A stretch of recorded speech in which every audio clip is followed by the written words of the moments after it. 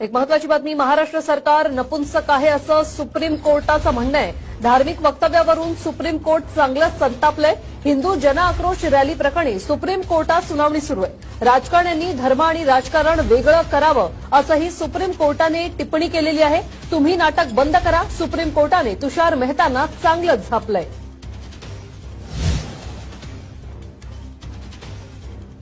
तर काय म्हटलंय नेमकं सुप्रीम कोर्टाने ते पाहूया। महाराष्ट्र सरकार नपुंसक आहे अशी टिप्पणी सुप्रीम कोर्टाने केलेली आहे।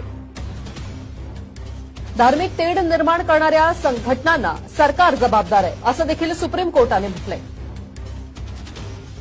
महाराष्ट्र सरकार शांत आहे म्हणूनच सर्व गोष्टी घडत आहेत।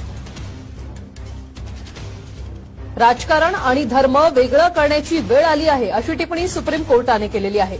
राजकारण्यांनी धर्म वापरणं बंद केलं तर हे सर्व थांबेल असंही सुप्रीम कोर्टाकडून म्हटलं गेलंय। तुम्ही नाटक करू नका, कोर्टानं सॉलिसिटर जनरल मेहतांना झापलेलं आहे। हिंदू जनआक्रोश रॅलीमधून अल्पसंख्याक समाजाविषयी आक्षेपार्ह भाषा, तर महाराष्ट्र सरकार हे नपुंसक आहे अशी मोठी टिप्पणी सुप्रीम कोर्टाकडून करण्यात आलेली आहे। धार्मिक वक्तव्यावरून सुप्रीम कोर्ट आता चांगलंच संतापलंय।